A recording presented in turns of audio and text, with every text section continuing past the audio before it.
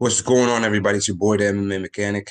What up, yesterday, UFC 318. We're going to do a full recap video today. Guys, listen, yesterday was a good event. We're going to, like I said, go over each fight, see how I did on picks. Guys, I want to thank everybody, again, for all the subscriptions. Uh, Yesterday, all the likes, all the comments. We've gained like 30 new likes, 30 new comments, 30 new subscriptions. Guys, please continue to watch the videos. Please continue to share the videos. All right, so again, welcome to the garage.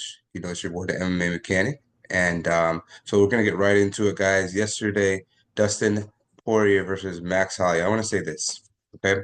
I made a 29-minute video on why I thought that Dustin Poirier was going to win this fight, and it turns out that I was wrong. But was I? Was I wrong? Was I really wrong? Did you watch the video? Did you look at what I said? Because what I said was this fight could go either way. What I said was I have no idea who's going to win this fight. I was just trying to make an educated guess based on their history, based on how they fight. Listen, it's very clear Dustin is out of his prime. Very clear. The guy was waddling around the ring. There's a couple of things that nobody really is talking about in this fight that I do think were factors, right? So again, I said the first thing, Dustin Poirier is not in his prime anymore. Which is why it's a very good thing that he just retired. Retire, you still have legacy. You guys saw my the downfall of UFC Legends video. If you haven't, please go watch that. It's very important. We need to get a message out to our current GOATs. So Dustin is a GOAT, man. In my opinion, top 25 fighter of all time. Again, the best fighter to ever win a championship, undisputed championship belt. Dustin, you're doing it right. You're leaving while you still have legacy. Um, the guys that you've lost to now, Max Holloway, great. That's not a bad loss. You lost to Islam. That's not a bad loss. You lost to Habib. That's not a bad loss. Justin Gaethje, not a bad loss, right? So shout out to Dustin, man. Again, right off into the sunset. Go sell hot sauce, bro. Don't come back. Not gonna lie, I could see a world where Dustin's like, oh, I can still beat these guys. And, I really can. And he gets bored in a couple months and go sell hot sauce. And by the way, if you guys don't know, Dustin does have this hot sauce, a hot sauce that a company that he started. It's very good hot sauce. So Dustin, go market your hot sauce, buddy. Go again, learn golfing, join a men's league somewhere. Do not come back. You have legacy. All right. All right, guys. So listen, we're gonna get into it. The first fight we're gonna talk about is obviously Dustin and Max. This fight was it was a good back and forth. It was emotional roller coaster at times. We had Dustin had his highs at moments. Max had his highs at moments. But again, was I right about this prediction or was I wrong? Did I not say Max had the speed advantage? Did I not say Max is more powerful at this weight class and that would give Dustin problems, real problems, right? So this is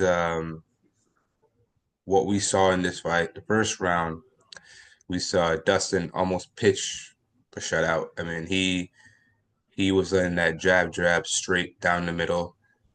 He rocked Dustin badly, dropped him. Dustin had no idea what hit him. He was he looked very, very confused.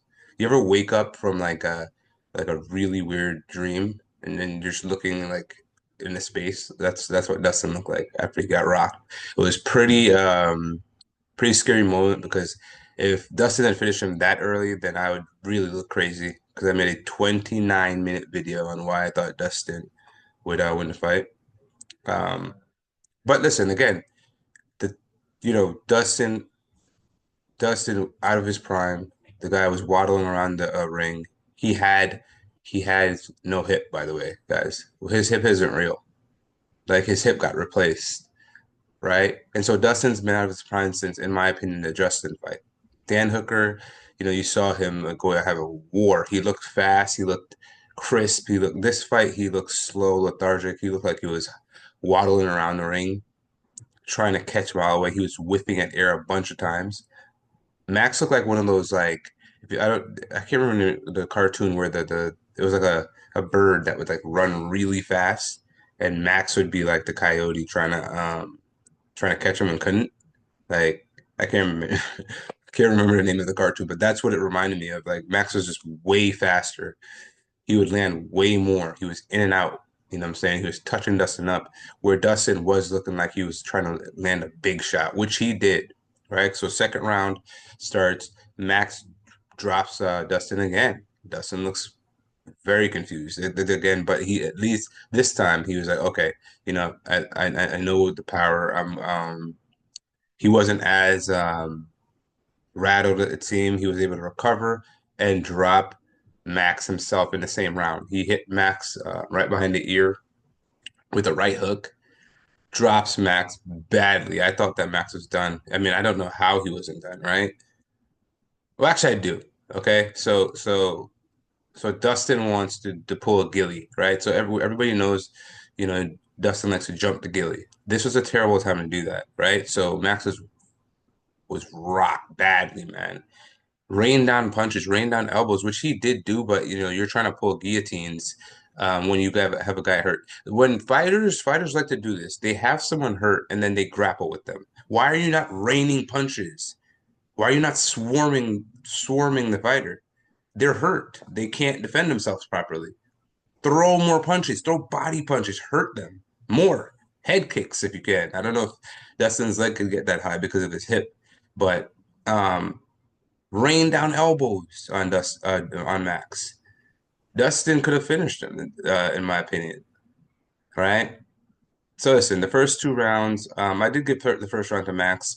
The second round it was close. I can see a world where you give it to Dustin because Dustin hurt him badly at the end, but the majority of the round was still Max's. Max dropped him early. Max hurt him early in the second round. Dustin did catch him with a very, very well, again, remember, I told you about Dustin's hook, his short inside hook. I told you about that. So was I wrong, guys, or was I really wrong? Right? Was I really wrong? Seriously. I told you this would happen. I told you that he had Dustin's inside hook. He's masterful at it. He lands it clean, hurts Max badly, right? So at this point, I'm losing my mind, right? I'm like, oh my God, the emotional roller coaster because these guys are going back and forth at this point. The third round, much closer round, but again, Dustin looks like he's still trying to land that big shot, that overhand, and Max is just in and out, man. Lead hand jab 1-1 straight down the middle. Lead hand jab jab straight down the middle. In and out. The one thing that I do think, another thing that I thought that Max did very, very well that really stopped Dustin in his tracks was the body kick. Like in the second fight, you did not see that from Dustin. This was a great adjustment by Max. I mean, I apologize. Max was like ripping body kicks to Dustin's body, which slowed Dustin down, right? So he's already waddling around, and so now he's trying to get in front of this guy that's faster than him, that is now stronger than he was in his last fight, and that same guy is faster, and he's ripping kicks to his body. It's hard to get to close the distance. Remember what I said about Dustin's footwork, and he still was at times able to use his footwork to get on the inside of Max. This time, Max was blasting body kicks to Dustin, keeping him at bay. That's why you saw Dustin whiffing at air so much. He was trying to reach Max because he knew a body kick was coming. He knew that if he got too close, right, because he had to be weary of that body kick, now you're also susceptible to that counter because you're reaching. We saw a lot of this in this fight. Max, masterful adjustments for the third fight. Masterful, right? So the third round, again, closer round, but the same thing's happening. Fourth round, I did give to Dustin. Now, this is important because if the judges, there's a lot of people that were saying it was 2-2 going into the fifth. So why is because a lot of people gave Dustin the second round when he dropped Max. I did think that Dustin landed the better shots in the fourth. I did think that he was able to land more significant strikes than Max was. Max still was landing high volume. He still was quick, fast, in and out. But Dustin, I thought landed the better shots. The fifth round, Max's round. Max does the let's go, and okay, I will have to admit I was wrong about this one. Dustin won none of that smoke. He did land inside left hook though. I'm not, again, I was right about that, right? He landed that inside right. Sorry, it was a tight. Here, let me slow down. Tight, right there, hook. He caught him, but Max is really the only person that actually wants to do that. Besides Ilya, Ilya called him out, and Max didn't want none of that smoke, and I get it. I get it. Listen, Max gets on the mic. I think so they're trying to position the fight with him and Elliott lightweight. Now remember what I said, guys. Was I wrong, guys? Listen again. I'm gonna keep saying it. Was I wrong or was I right? Because I told you, Max at lightweight is a problem. Imagine if this man would have moved up to the second bulk. Yes, I did research. Khabib was the champ, but Khabib wasn't there for long. We could have seen a Max versus Charles for the lightweight. I'm picking Max all day. So Max now wins two belts. Legacy. Imagine if Max would have moved up. And this is obviously his proper weight class. He was good at 145. He was, but he's way, way better, way stronger, he's mean. He's mean. He was not, oh, Dustin, you're retiring. Oh, no, I'm gonna beat your ass. He's mean in that landing so throwing spinning back kicks to Dustin's throat. Just I don't care if you live type of energy. Just relentless. And so listen, I do want to say I didn't like that Lil Wayne didn't get on the mic when he walked Dustin out. Makes no sense. Lil Wayne's a legend. I wouldn't even if I was Wayne, I would have been like, man, come on, man. I'm not doing this if I can't. What's the point of you just walking out with Dustin? Give him a mic and let him spit, man. Both from Louisiana. Wayne's a legend there. Dustin's a legend there. This is Dustin's last fight. Send him off right. I did love the retirement video they did for Dustin. Dustin, well deserved, man. Stay away from fighting. Do not. Oh, I guess I'll beat these guys. I like in a year or two. Tell me you can't see Dustin talking about coming back because I can Max still beat these guys. Like he already said, oh, I'll come back for a championship fight. I could see them putting up like another BMF belt challenge or something. And he kind of like, don't do it, bro. Stay away, man. Dustin, you're a legend, bro. Legend. Some of the most classical, some of the most classical fights we've ever seen. Again, we don't have to go through this. We glazed Dustin enough.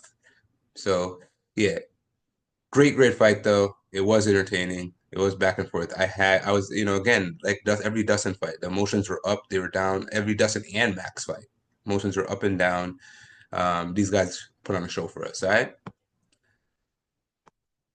Roman Kopylov versus Paulo Costa. Paulo Costa made Kopylov his bitch. Kopylov, you're not the prospect we thought you were. And you're 34. You're older. This is your time. You can't beat Paulo Costa. You can't move up the rankings. Paulo Costa hasn't beat a ranked opponent. Now, again, he's fought high level competition. So maybe you can beat guys in the top 15. I don't see you getting inside the top 10. Your window is closed, in my opinion. Anthony Hernandez beat you. Cesar Almeida was giving you the work until you used the takedowns. Paulo Costa, good win, man. Surprised me. I lost this one too, guys. Listen, the main event, I lost every fight. I guessed every single fight wrong. So I'm just gonna go ahead and get that out the way right now. I lost. I guessed wrong on but they were very educational guesses. Educated guesses. I apologize. Yes, they were very educated guesses. Okay, I was wrong in this one, but Paulo Costa, you did your thing, bro. That was vintage Paulo Costa. The Paulo Costa that fought Yoel Romero, the Paulo Costa that fought Robert Whitaker, right? When you were running away for your life from Sean Strickland, who has absolutely no punching power, you're running for your life on skates. This is what you should have been blasting body kicks, right? Same thing with your fight against. Well, Whitaker, you did much better. You landed a couple dangerous shots, hurt Whitaker, right? So again, listen, Paulo Costa just showed levels, masterclass the first 2 rounds, didn't back up, ripped body shots to Paulo. His outside leg kicks and inside leg kicks were vicious too. I don't know how Paulo Costa doesn't hurt people. The guy's jacked. He seems to just not have any ability whatsoever to knock anyone out ever. And when you look at him, you're like, oh, this guy's probably gonna knock somebody out, but he doesn't. It's weird. I don't know. All his fights have always been like this. He's never been able to knock anybody out ever. Even though he looks like the Terminator, it's just I don't know. It's weird. Anyways, good win for Paul Costa. D Rod versus Kevin Holland. War. War. Very sloppy, but war. First round, I give it to D-Rod. Again, remember what I said. Guys, listen, was I wrong or was I right? I was wrong on this one again. Okay. Meaning like I guessed the wrong person, but I was all right in what I was saying. Meaning D-Rod was walking this boy down. Like I said, he was a pressure fighter. He likes to throw a lot of strikes. He threw like 7 strikes around. His average strike 7, which is high. A lot. So he walks Kevin down on that. I think so. So in my opinion, the pressure got to Kevin Holland in the first round. D-Rod, it's weird because D-Rod was like, I saw D-Rod run and throw a 6-punch combo. I'm not kidding. This man ran and he was like this. See. It was like a 6-punch combination and hit nothing. Absolute nothing. A very sloppy fight. Like, I mean, like running as fast as a 39-year-old could and landed none of the punches that he threw. I was like, okay. So Kevin Holland, I mean, hits harder. Apparently not, because Kevin Holland has a granite chin and D-rocked him. D-Rod rocked him, dropped. I don't know how he survived that. It was like I think it was like a right hook. It was either a right hook or a left hook. I can't remember exactly, but it was a left hook. Yeah, I wrote it down. It was a left hook. Drops Kevin Holland badly. Kevin Holland scrambles for his life. No idea where he is. We've never seen Kevin Holland drop like that. We've seen people clip him and he like fell to a knee or something. Actually, D-Rod clipped him in the set, put him down on one knee in the first round too. Man, this guy D-Rod must be hitting like a truck or something, man. We saw JDM land outrageous wind up shots. Boxer type wind up though. Still clean. Um, just and couldn't put Colin away. Couldn't even hurt him. Jeff Neal fought Kevin on, I think. Not Jeff Neal. Neil Mag. No, yeah, Jeff Neal. I don't know how D-Rod did this. D-Rod's good, man, but he's 39. I just didn't see this. So Kevin Holland rocks D-Rod badly in round 3. I don't know how this man. I do know how he fumbled because he's not. Again, sometimes these fighters they don't make. I'm gonna show you what he does, right? Oh, I can't listen. So I can't really show you. So I'm gonna kind of show you. So he hurts him with the uppercut. Drops. I mean, this guy was more than scrambling for his life. He was like in La La Land. He looked like he was on mushrooms, like the ones that get you high for 10 straight hours. He ate like a bag of mushrooms. That's what he looked like for a minute. And so Kevin Holland hurts him. Kevin Holland is trying to finish him after he hurt him, da da da. And then after a while, Kevin Holland starts grabbing and putting D-Rod in a clinch. And he starts trying to do these jumping knees. Now, there's nothing wrong with a jumping knee if you have energy and if you have the ability to actually like really do a jumping knee. It was very clear Holland was labored. He had absolutely no ability to do a jumping knee, and yet he's doing jumping knees that were hitting D-Rod's elbow, causing absolutely no damage. Some of the decisions you guys make, man. And then, and this is the worst part. D-Rod ends up finishing the fight with ground and pound because Kevin Holland ran out of energy. So you're wasting all of your energy doing these jumping knees that were doing absolutely nothing Finish the fight with like a with some elbows, rain, swarm. This is what I'm saying. When you why like guys, pay attention moving forward. When you watch a UFC fight and someone get hurts the other person, for some reason they like to do stupid things like try to take people down or do flying jumping knees when they have absolutely no energy. Just imagine what that looks like. So you're like that's what it looked like. The sound is giving like a better example of what it would look like, I guess. If, like you hear when you hear something like it just sounds weak. It sounds like it doesn't have, you know what I mean?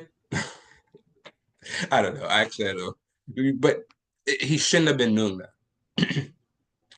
Swarm the man, rain elbows in, and you know what? So instead of tiring yourself out when you hurt somebody, pick your shots. Had Kevin Holland walked in and said, boom, step in elbow here. Boom, hook. Boom, uppercut. Boom, a leg kick. Boom, teep kick. Like, you pick your shots, see where the guy is hurt. The guy literally was on mushrooms for like the highest grade mushrooms. They call them hydro shrooms. He was tweaking for like 10 minutes or like a minute. Didn't know where he was. He was in La La Land. Where are the openings? Is he defending his face? Rip his body. Is he defending his body after you rip his body? Punch him in his face. Why are you doing these jumping knees that are doing? You have no energy in your body to do this. You gas yourself out. D-Rod somehow scrambles with you and gets you down and finishes ground and pound and does ground and pound on you. For the, he doesn't finish you, but he you know what I'm saying, he wins the fight because of it. No nonsensical things that these fighters do sometimes, man. These are professional athletes. War though, War fighter. I think it was fighter night. Very very good fight. War like entertaining fight. Pitbull. I was wrong about that one too. So I've been wrong on every main card fight so far. Pitbull versus Ige. I was wrong on this one too. But was I wrong? Actually, I was completely wrong on this one. I said Dan Ige would throw volume. He didn't throw any volume. The fight started. They were both looking at each other, doing nothing. Pitbull does pressure him though, like walking forward. So he has control of the octagon. He has control time. He does take Ige down. So that's something. Second round, Pitbull does throw a jab that rocks Ige badly. Puts him down to one knee. Now this swarms him on the fence and like it's like ripping body shots. Yeah. I was loving it because I was like, man, the fighter's not being absolutely just, not smart, like low IQ decisions. He was doing the right thing. So when you hurt him, imagine you punch somebody in the face and you hurt them and you really want to continue to hurt them. You don't want to like give them hugs. That's what these guys are doing. They're hugging. They're like, hey, come here, let me give you a hug. And like, let me take you, like, you know what I mean? Just throw shots to the body. So Pitbull's like ripping to Dan Ige's body. He's like, swarming him, right? Doesn't want to punch himself out. Okay, so this is kind of not a good decision. He takes Dan Ige does kind of like circle off, right? So he circles off to protect himself, and Pitbull does take him down. So second round goes to Pitbull, first round goes to Pitbull. Third round, Danny Ige lands this head kick, but he throws it, and the knee hits Pitbull in his big rock head. Pitbull looked bigger than Ige in this fight, and that's not usually the case, bro. They're both short, compact fighters, both uh uh like what's the word? Dense. Both very dense, but Pitbull looked like he was his big brother. Really. He looked like big brother. He said, hey, little bro. You know what I'm saying? So Danny lands that knee. Pitbull eats it like candy. He's like, num, num, num, eats it. And he does get they're scrambling. They end up in a 50-50 position on the ground. Pitbull's like, you know what? I'm just going to ride this out here because at that time he started to look like he was getting tired. So he said, let me just ride the rest of this round out on the in a 50-50 position because I beat Ige the first two rounds. So we saw some high IQ decisions.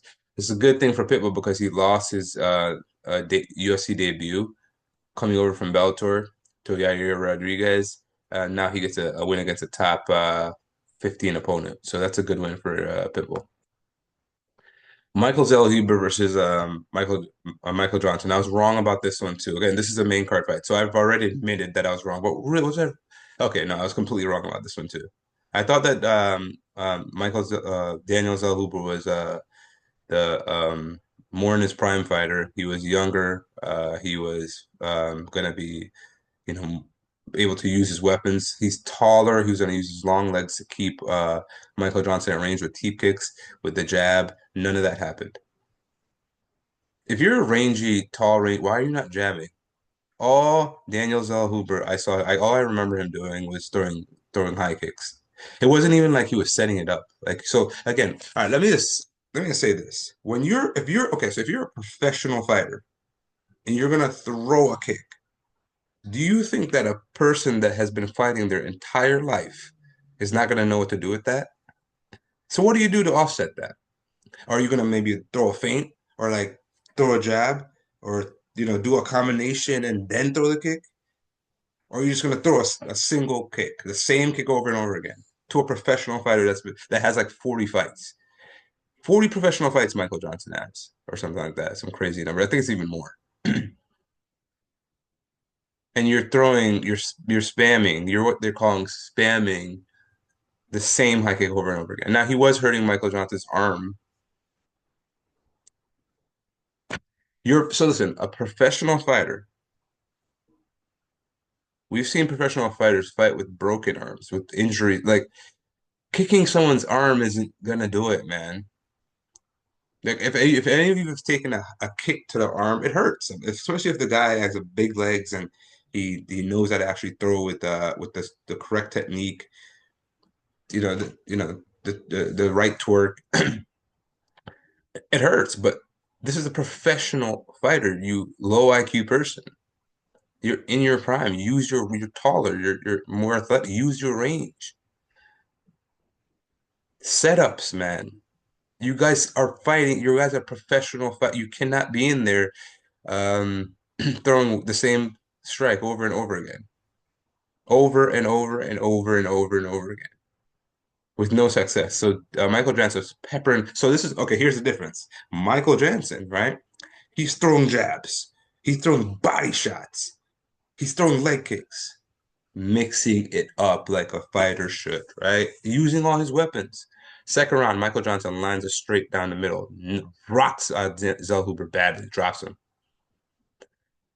Daniel Zellhuber's able to recover, but I mean, the round continued the same.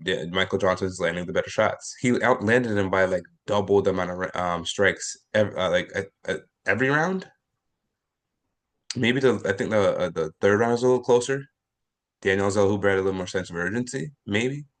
But it's like, dude, man, you guys are. I mean, I don't understand. He had a war versus Esteban Ribovic, Daniel Zellhuber. Maybe that just knocked some of his brain cells out. And I mean, that was an insane fight. So if you rewatch that fight, you're gonna be like, okay, maybe he lost some brain cells.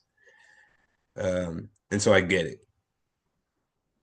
But you know, I mean, what are your coaches? Is your coach not telling you to stop doing the same exact move over and over and over and over and over and over, spamming it? Like, you ever seen like a computer glitch, and the screen is just like and it's just the same thing, like just freaking out. That's what he looked like as a fighter. So I, I don't know. I was wrong. But you like if you're not going to use the weapons that you do have, like of course. So, anyways, we'll on to the next. Vinicious Oliveira versus Kyler Phillips. This is I was right about this one, baby. Let's go. So prelim start. I was right about most of the prelims, and we're gonna get into them. Vinicious Oliveira, big brother Kyle Phillips. Now let me just start by saying this: Vinicius Oliveira has a chin, man. Very sloppy fight too. Very, very sloppy fight. Kyle Phillips in the first round is like leaping into punches. I mean, throwing his whole. Imagine. So if you know a karate fighter, if you imagine Wonder Boy, and he's doing that little hop back and forth, that little karate stance, and they're flowing back and forth, the Michael Venom Page style, MVP, right? And on the leap forward, he throws his entire body into what it looks like almost like a Superman, just like throwing everything into this punch, cracks Vinicius Oliveira. Now imagine that. Imagine another human jumping forward, lunging at you as hard as they can, throwing a punch to your jaw. That's what he did to Vinicius Oliveira countless times in the first round. Just kind of Vinicius Oliveira eats them like Tic Tacs. Eats them like Tic Tacs. Now he does get like stumbled off balance, but this is what this man did the entire fight. Vinicius Oliveira gets up, hands straight to his side. No respect for this man whatsoever. Walks forward and throws wild. I mean, like no type of like the reason why it works is because he had zero respect for the man's power. So even though Kyle Phillips was landing some bombs, it did not matter. Kyle Vinicius Oliveira said, "I'm going to eat them like Tic Tacs, and I'm going to march you down, and I'm going to throw wild looping shots, and something's going to land and hurt you," which he did with the left hook, left wild hook. So the second and third round, Vinicius Oliveira just walks him down, no respect whatsoever, and hands completely down to his waist. He's gonna have to clean that up. Like when he starts going up the rankings and fighting these higher level, he's not going to be able to do stuff like that. So he has potential. He's very good, but this was an interesting fight because I mean, I don't know, just no respect, zero, like for his abilities as a fighter. He's a professional fighter, man. Have some respect, right? He said, "No, not today. We're not having any respect for you or your abilities. I'm gonna big brother you because you know." So yeah, that's what happened in that fight. I was right. Yes, I was right about this one. Okay, guys. So right now, I was right about. I was wrong about one, two, three. So let's see, Dustin. Okay, so we'll tally it up after we're done. All right. So Marvin Vettori versus Brendan Allen. Good fight. Look, so they did. Now remember in my break that I said they were gonna make low IQ moves. They did, and we'll go over that. But first round comes out. I thought Vettori won. He was landing one twos down the middle. He landed a hook that looked like it hurt Brendan Allen. There was a point where Brendan Allen took him down. Marvin Vettori got up very easily, like it was nothing. Brendan Allen has no jujitsu ability or wrestling ability whatsoever. He got up almost as if he just like guys. So imagine you're on someone's like back and the guy just decides to get up. That's what happened. But while Vittori's getting up, Brendan Allen does have his back. Now, when you're on someone's back, like so imagine if like I'm on his back and I'm trying to choke him, right? If the person leans over, right? So now they're on all fours. So Marvin Vittori's on all fours. Brendan Allen starts to fall off of Marvin Vittori. He's too high. You don't want to be too high on someone's back, especially so like he doesn't have a body lock in. So body lock is when he wraps his legs um around like imagine if he would wrap his legs around Marvin Vettori and he were to lock them. Like imagine if he's locking his legs together around his body. Um Brendan Allen didn't have that in. So now he's too high and he's falling off. Obviously falling off. So with a black belt jujitsu or a guy that knows how to wrestle, you would step off the side and say, okay, you know what? I'm gonna readjust where my body positioning is. And I'm gonna take you down again, or I'm gonna, land an elbow on a break or something. Brandon Allen just decides to fall off. Anyways, Marvin Vettori wins the first round, I think. Second round, though, Brandon Allen does show he has striking ability. He's standing right in the front of Vettori, and he starts piecing him up, man, landing straights, hooks, and hurting Vettori. Landed some bombs on Vettori in the second round. Some hard shots. Third round, Vettori starts to is on the back foot. He's backing up. The pressure's getting to him. Brendan Allen's doing a good job. And yeah, Brendan Allen wins the fight. It was an entertaining fight though. They were going back and forth.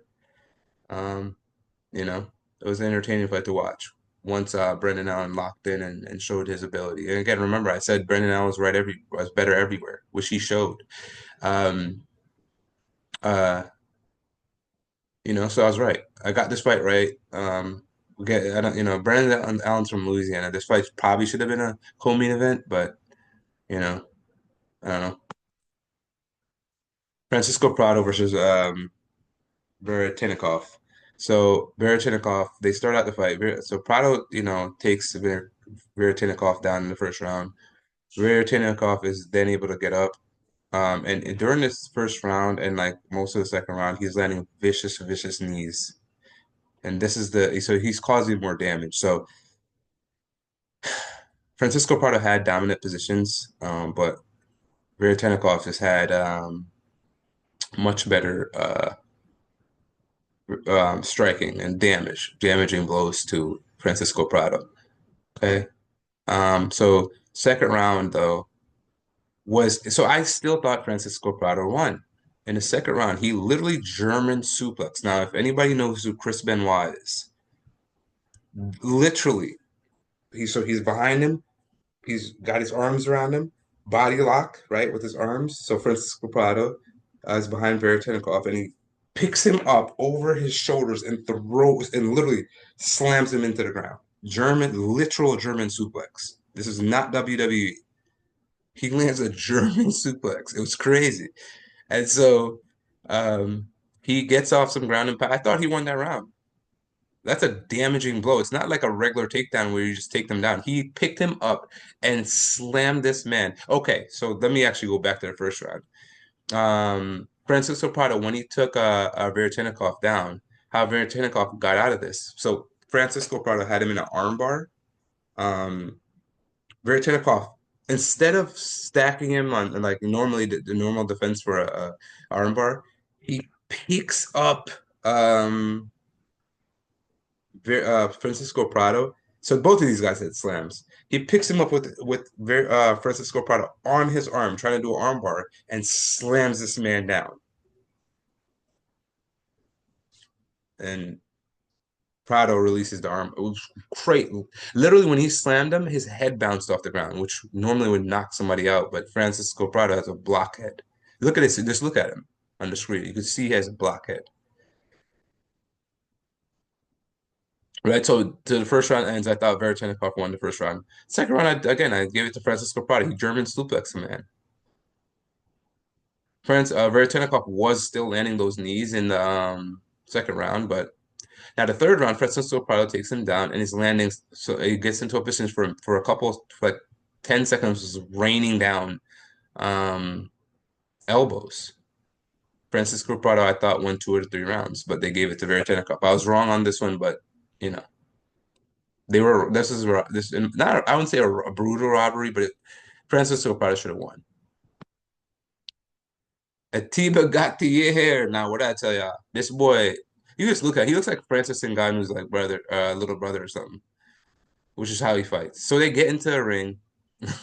Robert Valentin looks at him. Um, Ateba Gautier looks at him. The ref says fight. Robert Valentin proceeds to throw no strikes to rarely defend himself, curl up in a ball. You ever seen somebody that was just like watching a scary movie, or like they were just scared, like, and they're calling mommy, mommy, or daddy, daddy, and then you went in a room and they're curled up in a bar like this in a corner. That's what he was doing the entire fight. He looked like he was scared for his life. Atiba Gautier, I predicted a second round knockout, knocks him out in the first round. Again, crisp, straight, just hooks up the middle, just drops him first round. Ate his cookies. Walked up to him at the lunch table, looked at his cookies, looked at him, took the cookies, ate them right in front of him. And Robert Valentin did not couldn't. It's one of those moments where you're just like, yeah, this is. I'm just gonna let him have it. You got it, bro. I can't do anything. The man threw nothing. He attempted no type of grappling, or maybe he didn't, got shrugged off. I don't know, but nothing worked here. I don't know what his game plan was, but he abandoned that game plan immediately. He said, "This is probably not a good idea. I probably should have never gotten to this ring with this man because I am probably gonna die here in a minute. So let me, instead of dying, let me try and defend myself in a way that prevents me from dying." Is what it looked like. I don't know, man.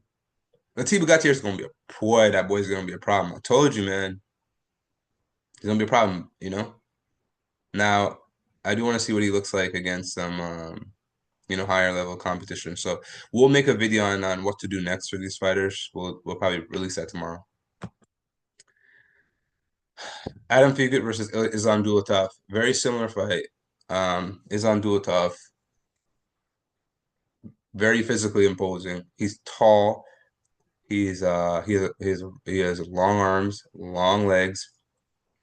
I mean, he was landing some vicious knees up the middle, um, cracking them, but you know, and finishes Adam Fugit with what I believe is a check left hook. I think it was.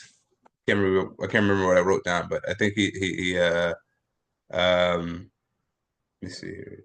Check. It was a check left hook. Yeah, check left hook knocks Adam Fugit out, wins the fight. But then this guy again is going to be a problem. He's going to be a problem, man. Good fighter, sharp, understands distance management, understands striking, crisp striking, so he's not throwing crazy wild looping shots. Uses his weapons, uses all of his weapons. So his knees, okay, like all of them, right? Knocks out Adam Fugit. Called it. I said first round. It happened in the first round. Um, I'm cooking on the prelims. Cooking, guys. Okay, Jimmy Crute called this one too. The only difference is I said that it would be a second round submission. This was a first round submission. Just like I said, they were getting a scramble. The fight got to the ground. Crute locked up a armbar, I think it was. Yeah, armbar. An armbar. Ryan Smith. So I was wrong about this one, guys. But was I wrong? Okay, because I said Lucas Brzeski, yeah, as no chin. He got knocked out in three of his last four, and what happened? He got knocked out. Actually, no, I think he got dropped. Yeah, he got dropped, and then it was a guillotine. It was a guillotine. Rocks him and strangles him. Okay, so I got that one wrong. Ryan Spann proved me wrong. Maybe he's not the R word, like I said. Still think he is. Okay, he's proven it time and time again. Okay. This is low level competition. So he should have won this fight. I was emotionally attached to this fight because I was like, you know what? I was so hurt by his fight against Waldo Cortes Acosta. I said, I'm not picking this guy ever again. I let my emotions. So I'm not gonna lie to you. I let my emotions get involved in some of these picks. And I'm working on that, guys. Okay. I'm working on that. I will be better next time. Um, Bruno Ferreira versus Jackson McVeigh, right? So Uh, first round or triangle. I right again. The only difference is I said that this was gonna be a knockout. It was an armbar. Um, Bruno Ferreira lands a vicious leg kick right out the gate. Vicious. Jackson McVeigh took it personally. You ever see some like a big brother, like a bigger sibling, pick on his little sibling, and then the little sibling gets really upset after a while and just like lashes out. But then the big sibling just says, "No, little bro," and like throws him on the ground or something. Like this is what happened in this fight. That's what happened, man. He picked on him. He picked on him, and then but again, Jackson McVeigh, like, why is this man getting Bruno Ferreira his first fight for his UFC debut? I could have told you this was gonna happen. He got finished in the first round, like he said, like I said. Okay. We'll see where Jackson McVeigh goes from here. I'd like to give him some lower level competition to see where to build into his skills, man. You can't just give a guy from the regional scene a fight like Bruno Ferreira. Carly Judice versus Nicole Cagliari happened. What I said happened will happen. Carla Judice was throwing way more volume. She was in and out. She was more elusive. Lands a vicious knee to Nicole Cagliari's kidney, man. A knee to the kidney. Normally it's a punch or something. She landed a knee to her kidney, man. Carla Judice is going to be a problem. She is going to be a problem. Now, I didn't see she's grown leaps and bounds since she fought. I'm gonna try and say this girl's name. Ernesta Cariquete. She's grown leaps and bounds since that fight. I think she would beat Ernesta Cariquete. Now remember, Ernesta Cariquete beat both of these women. Um, right? She beat Carla Judy's on the Contender Series. She beat Nicole Carriari. I don't think that would happen again. I think Carly Judy's would beat her. I think they're probably going to meet again because both of them, they're pretty good prospects, to be honest. Carly Judy's is going to be a problem. I'm telling you that right now. I think this is her second finish. She head kick knocked out the woman she fought in her last fight. Carly Judy's is going to be a problem. Guys, listen, it's your boy, the MMA Mechanic. Please subscribe, like, comment, share. Hit the bell icon. Please, guys, I need it. Thank you so much for the engagement over the last couple of days. Thank you so much for the subscribers. We appreciate you guys. Guys, we're going to the top, baby. You're in the garage. Even though you're in the garage, we're going to the top. You know, because the garage is on the it's on the floor level. If there's upstairs, you know. We're still going to the top though, is my point. Love you guys. Peace.